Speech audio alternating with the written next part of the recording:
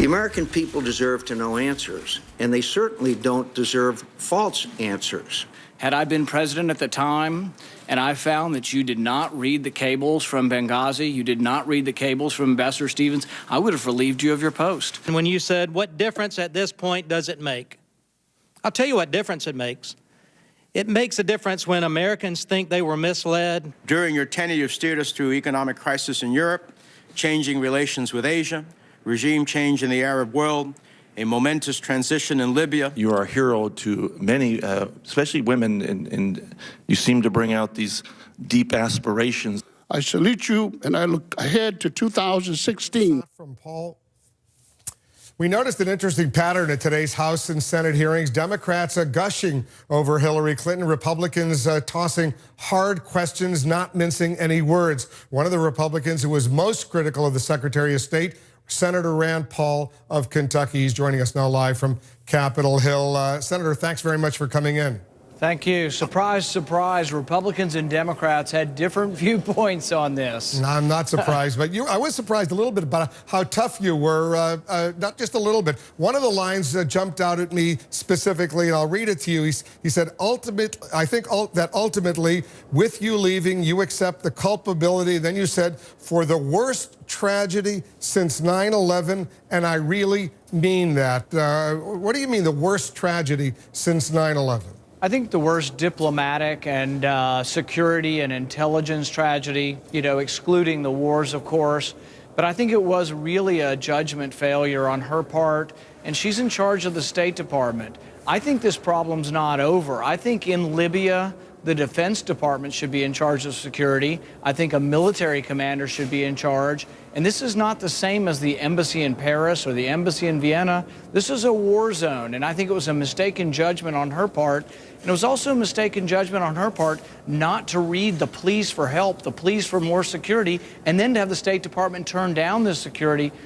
Error upon error, but really I think this precludes her and should preclude her from being in a position where she can make these judgment calls. But I've interviewed you on many occasions. I think you will acknowledge that this can't compare to the intelligence blunder, which I think you agree with, the intelligence blunder that led the U.S. to go to war in Iraq, resulting in what, nearly 4,500 American troops killed, thousands of others injured, maimed. And I think that was a major, with no weapons of mass destruction, no connection with al-Qaeda. You can't compare these two intelligence blunders, can you? Yeah, no, I agree with you. I think there's no comparison to the beginning of a war in Iraq as well as the war in Afghanistan. The tragedy of those wars is of a different scale. And I guess we're talking more about a diplomatic mission than we are talking about the beginning of the war. Because I remember during those years, did you call on the president, President Bush, or Secretary of Defense Cheney or others to give up their duties, to be relieved of their duties because of that blunder? Yeah, I was always opposed to the war in Iraq and have spoken out against the war in Iraq and have spoken out against the intelligence failures. So I think I've been somewhat equally critical of both parties on these things. But I really do think that we've missed the boat on Benghazi because we've been talking about whether or not it had something to do with a film afterwards.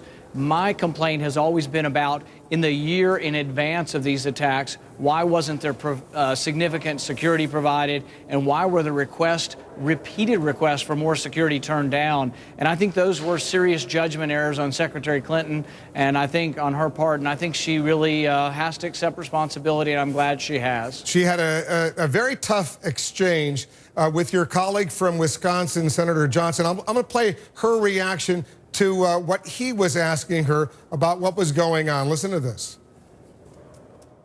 With all due respect, the fact is we had 4 dead Americans. Was it because of a protest, or was it because of guys out for a walk one night who decided they'd go kill some Americans?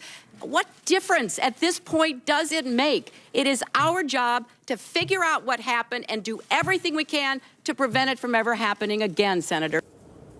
She was pretty angry. She was pretty passionate in responding to the senator. What's your reaction when you heard her say that? You were sitting there during that exchange. What went through your mind? Well, I think she has a little bit of a valid point. It's not so important whether or not it was a movie or what it was. I think what's important, though, in going forward is that it not happen again.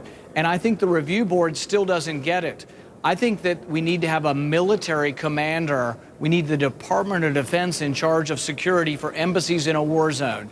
And nobody has recommended that, and I think that's where the ultimate failure is. So she has a point about the movie and all of that, I think doesn't matter so much, but what we do forward on security for Libya or for other war-torn countries, I don't think we can treat them like the embassy in Paris, and I still don't think that realization has sunk in at the State Department. I'm fearful this tragedy could be reproduced or could happen again. Are you ready to appropriate more funds for diplomatic security?